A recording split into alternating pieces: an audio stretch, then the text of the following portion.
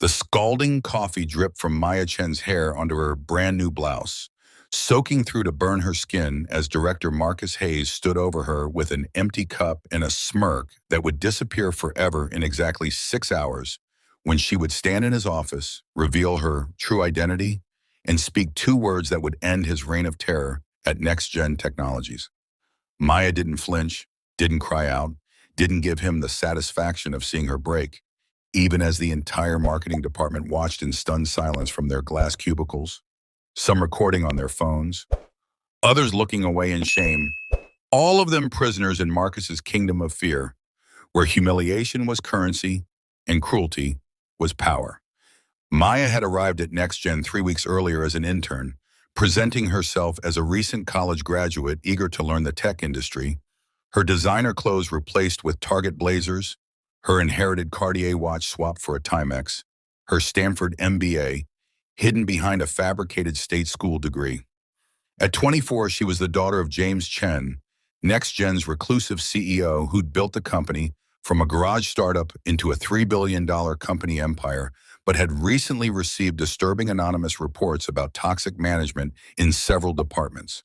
Rather than trust a traditional investigation that Marcus might manipulate or intimidate into silence, James had suggested something unprecedented, sending his daughter undercover to experience the truth firsthand.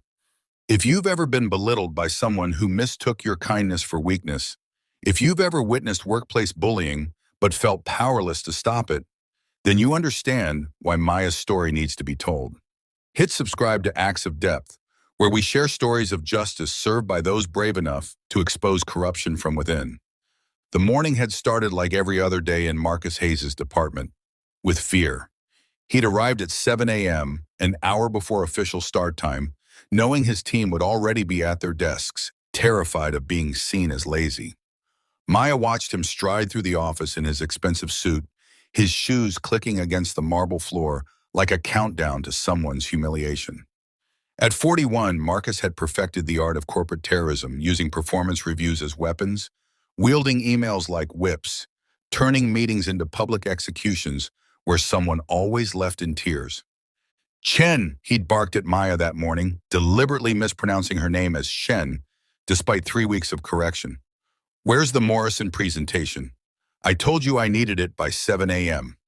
Maya pulled up the email thread on her laptop, showing clearly that he'd requested it by noon, but Marcus just laughed.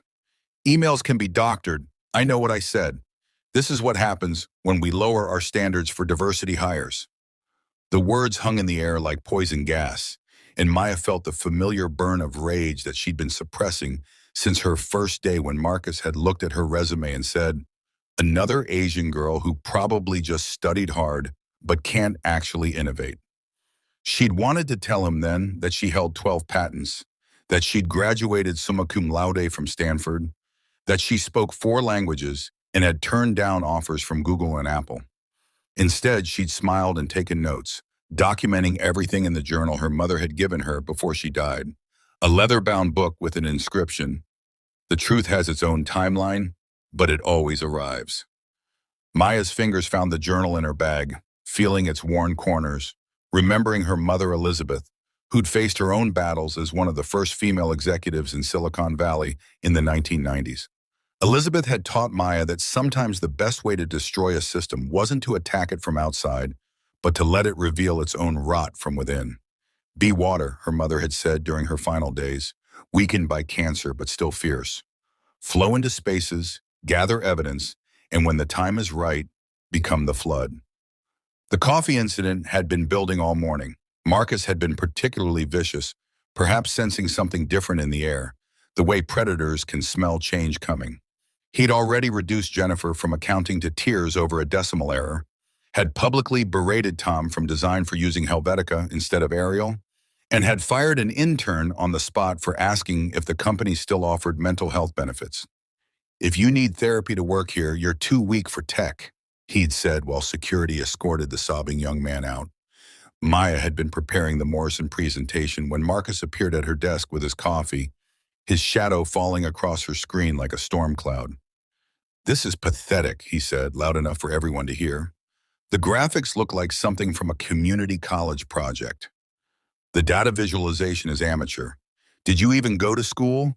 Or did you just Google how to make presentations this morning? Sarah Kim, the only other Asian woman in the department, caught Maya's eye from across the room, her expression a mixture of sympathy and warning. Sarah had survived 2 years under Marcus by becoming invisible, never speaking in meetings, never suggesting ideas, never doing anything that might draw his attention. She tried to warn Maya on her first day. Keep your head down, do exactly what he says, and maybe you'll last 6 months. But Maya hadn't come here to last. She'd come to witness, to document, and ultimately, to dismantle. Her phone, hidden in her bag, was recording everything, as it had been for 3 weeks.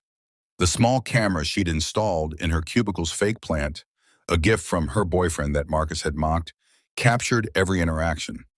The encrypted files she uploaded each night to a secure server contained enough evidence to bury Marcus in lawsuits. But her father had wanted more than just one man's downfall. He wanted to understand how the culture had become so toxic, how other managers had enabled it, how HR had ignored countless complaints. "Are you even listening to me?" Marcus shouted, and Maya realized she'd been lost in thought. "This is why we shouldn't hire people like you. You can't even focus on—" He stopped mid-sentence, his face contorting with rage at some perceived slight, perhaps the way Maya was looking at him, not with fear, but with something closer to pity. That's when he threw the coffee. The liquid hit her face first, then cascaded down her white blouse, the heat shocking but not as painful as the humiliation he intended. The office went completely silent. Even the phone stopped ringing, as if the building itself was holding its breath. Marcus stood there, waiting for her to cry, to run, to give him the reaction that would justify his action in his twisted mind. "Clean yourself up," he said casually, as if he'd simply pointed out a stain. "And then clean up this mess you made me make." David Martinez, the senior developer who'd been with the company since its founding, stood up from his desk. "Marcus, that's—" But Marcus wheeled on him. "That's what, David? Do you want to join her? I have a stack of resumes from people who'd kill for your job." David sat back down, his 60-year-old face flushed with shame. Another good person neutralized by the mortgage he couldn't afford to lose. Maya walked to the bathroom with coffee still dripping from her hair, passing the executive elevator that led to the C-suite offices where her father was probably in a board meeting, unaware of what had just happened to his daughter. She looked at herself in the mirror, coffee-stained, humiliated, exactly what Marcus wanted her to be. But behind her eyes was something else, something Marcus couldn't see. The knowledge that in 4 hours she would be sitting in the emergency board meeting she'd already arranged through anonymous channels, that the evidence was already in the hands of the labor attorneys, that Marcus Hayes had just committed assault on camera in front of 40 witnesses. In the bathroom, Maya found Sarah Kim crying in one of the stalls. "I'm so sorry," Sarah whispered through the door. "I should have said something." "We all should have. But I have student loans. My mom needs care. I can't lose this job." Maya understood. She'd seen how Marcus had constructed his perfect trap, hiring people who were desperate, who couldn't afford to fight back, who had too much to lose. It wasn't just cruelty, it was strategy. "It's not your fault," Maya said, cleaning coffee from her hair with paper towels. "The system is designed to make you feel powerless. But what if I told you that's about to change?" Sarah emerged from the stall, her eyes red and confused. "What do you mean?" "You're just an intern. Marcus will fire you by lunch, maybe sue you for damaging company property with that coffee." Maya pulled out her phone, showing Sarah a message she'd just received from an unknown number. Actually, her father's private line. "Emergency board meeting, 2 p.m. All department heads required, including Marcus Hayes." Sarah's eyes widened. "How do you know about that?" But Maya was already walking out, leaving Sarah with more questions than answers. Back in the office, Marcus was holding court, regaling his favorites with stories of other employees he'd put in their place. "You have to show them who's boss from day one," he was saying to Brad, his lieutenant and fellow bully, "especially the diversity hires. They come in thinking they're special because HR had to fill quotas. But I remind them that in the real world, merit is all that matters." The irony wasn't lost on Maya that Marcus himself had gotten his position not through merit, but through his friendship with the previous CTO, who'd been quietly dismissed 6 months ago for embezzlement, a fact that wasn't public knowledge but that Maya had discovered in her investigation. Marcus had survived by throwing his mentor under the bus, providing just enough evidence to seem helpful while hiding his own involvement in the scheme. At noon, Maya returned to her desk in a fresh shirt she'd had in her backup bag. She'd learned to keep spare clothes after the first week of Marcus's accidents. He saw her and laughed. "Back for more?" Some people really are too stupid to know when they're not wanted. But Maya just smiled and continued working on the Morrison presentation, making it deliberately perfect, knowing it would be the last thing she ever did as an intern. The next 2 hours were torture for everyone except Maya. Marcus seemed energized by the morning's cruelty, stalking the floor like a predator who'd tasted blood. He found fault with everything, screamed at the janitor for missing a spot, told Hannah from HR that her pregnancy was an inconvenience to the company efficiency, and informed the entire floor that bonuses would be cut because, obviously, the quality of work matches the quality of workers. At 1:45 p.m., Maya stood up from her desk and walked to the elevator. "Where do you think you're going?" Marcus called out. "You don't get lunch breaks when you're this incompetent." Maya turned to face him, and something in her expression made him step back. "I'm going to a meeting," she said simply. "Your meeting, actually." Marcus laughed, but it sounded forced. "I don't have any meetings with interns."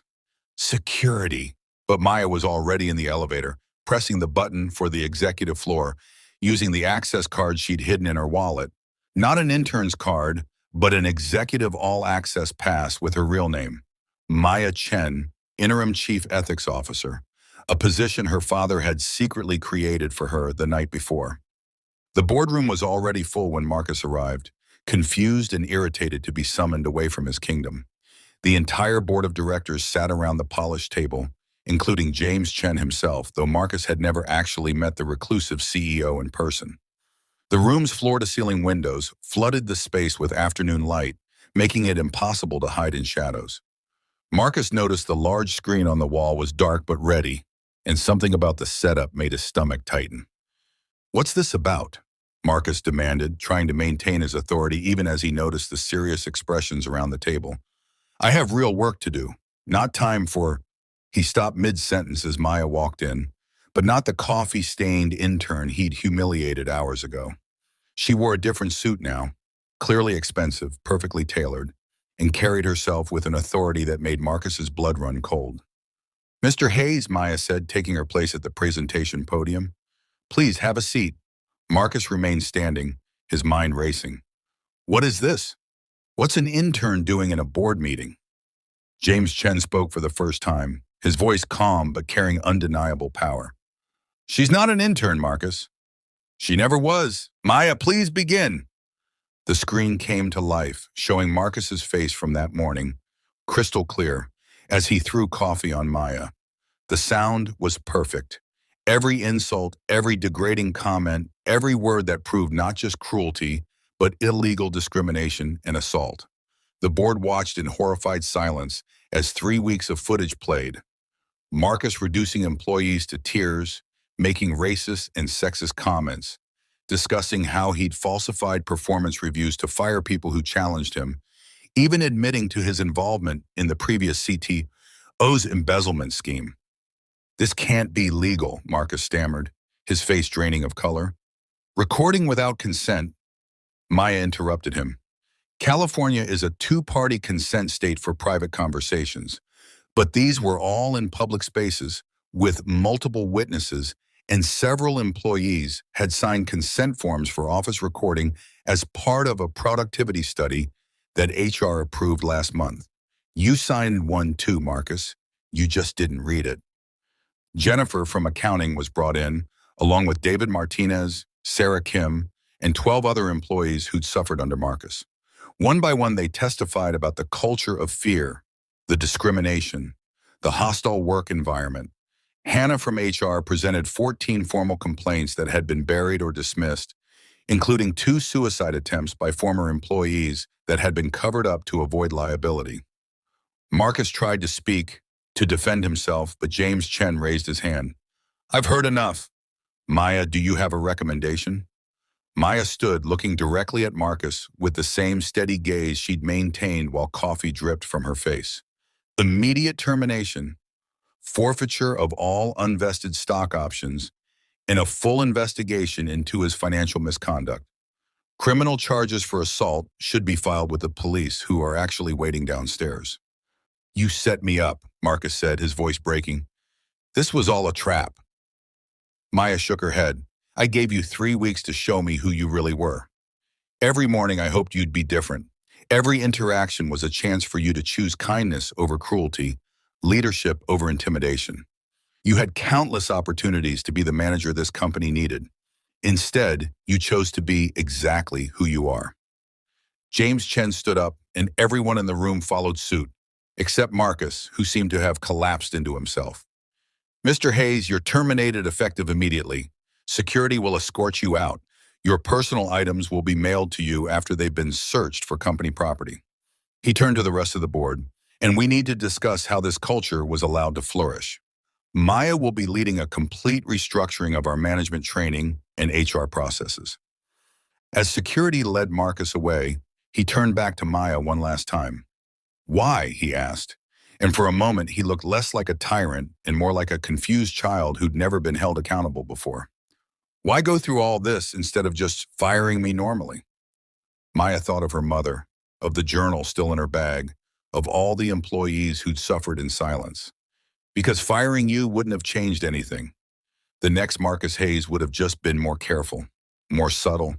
But now everyone knows what we won't tolerate. Now every employee knows that no one is too powerful to face consequences. And now every manager knows that the person they're mistreating might be the one with the power to end their career. The boardroom emptied except for Maya and her father. James Chen looked older than his 55 years, worn down by the realization of what had been happening in his company. I should have known, he said quietly. I built this company to be different, to be better, but I got so focused on growth that I stopped paying attention to the people. Mom would have caught it sooner, Maya said, and they both smiled sadly at the truth of it. Elizabeth Chen had always said that a company's true value wasn't in its stock price, but in how it treated its most vulnerable employees. But we caught it now, and we can fix it. Over the next 6 hours, the transformation of NexGen's marketing department was remarkable. The moment Marcus was escorted out, people began breathing again.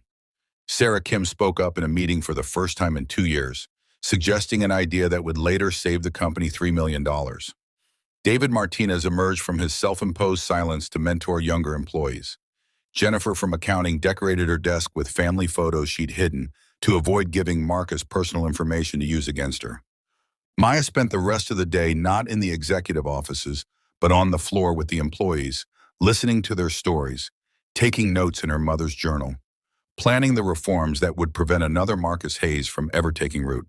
She implemented an anonymous reporting system that bypassed local management, established a rotating employee council with real power to investigate complaints, and created a mentorship program that paired senior leadership with entry-level employees to break down the hierarchies that allowed abuse to flourish. The Morrison presentation, the one Marcus had screamed about that morning, was delivered by the team without any executive present, and the client signed a $10 million contract, impressed by the collaborative approach and genuine enthusiasm of the presenters. It turned out that removing fear from the equation had unleashed creativity and innovation that Marcus's tyranny had suppressed for years. 3 months later, NexGen's employee satisfaction scores had jumped from the 30th percentile to the 95th. Turnover dropped by 80%. Productivity increased by 40%, not because people were working longer hours, but because they weren't spending energy on survival and politics. The company's stock price reached an all-time high, proving what Elizabeth Chen had always known, that treating people with dignity wasn't just morally right, but financially smart. Marcus Hayes was convicted of assault and sentenced to community service and anger management. He was also sued civilly by 7 former employees, losing most of his accumulated wealth. The last anyone heard, he was working as a junior consultant at a small firm, carefully supervised and reportedly much quieter than before. Sometimes Maya wondered if he'd learned anything from his fall, if he understood that power without empathy was just violence dressed in a suit. A year later, Maya stood in the same boardroom where she'd exposed Marcus.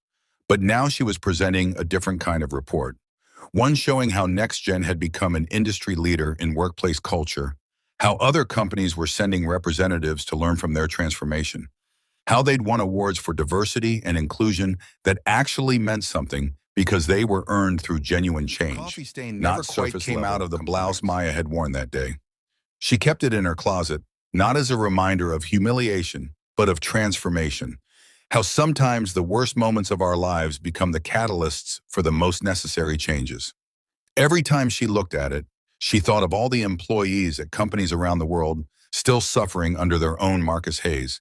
And she renewed her commitment to the work her mother had started, and she would continue, making workplaces spaces of growth, not fear, collaboration, not cruelty. If this story resonated with you, if you've witnessed or experienced workplace bullying and wish for justice, share it with someone who needs to know that tyrants in corner offices aren't invincible. Subscribe to Acts of Depth for more stories of courage in the face of corporate corruption and the power of truth to transform toxic cultures. Remember that every time we stand up to workplace bullying, every time we document abuse, every time we refuse to let fear silence us, we create the possibility for change. Sometimes the most powerful position isn't the one with the biggest office. It's the one with the courage to reveal the truth and the wisdom to know when the time for revelation has arrived.